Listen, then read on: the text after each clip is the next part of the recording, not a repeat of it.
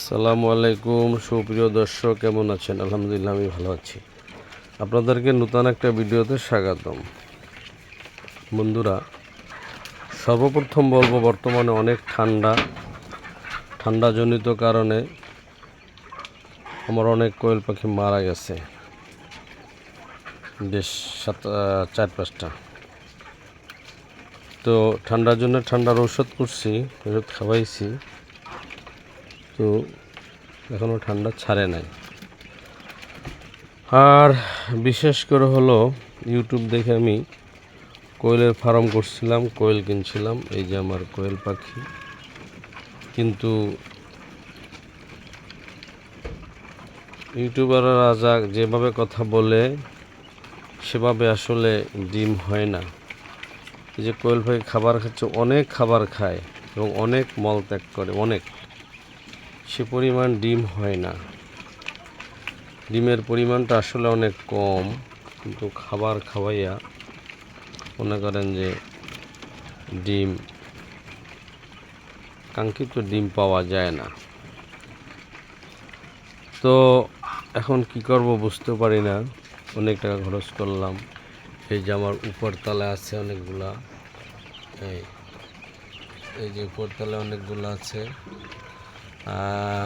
তারপর হলো যে এই যে দেখেন,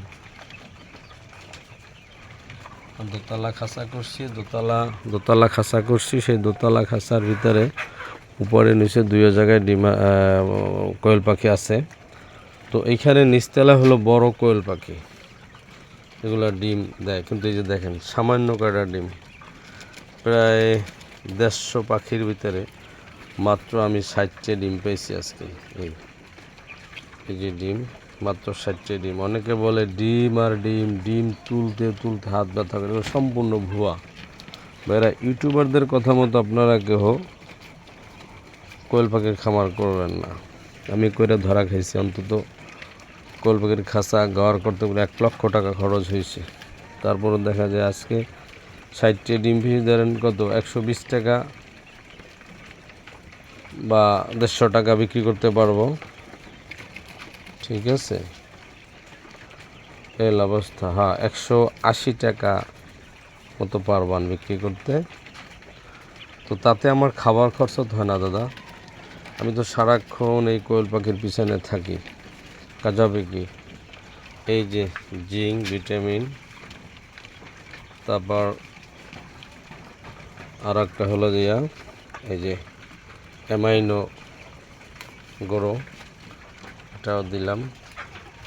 কিন্তু কাজ হবে কি, অনেক টাকা ইনভেস্ট করার পরে কোয়েল থেকে কাঙ্ক্ষিত ডিম পাওয়া যায় না। সুতরাং আপনারা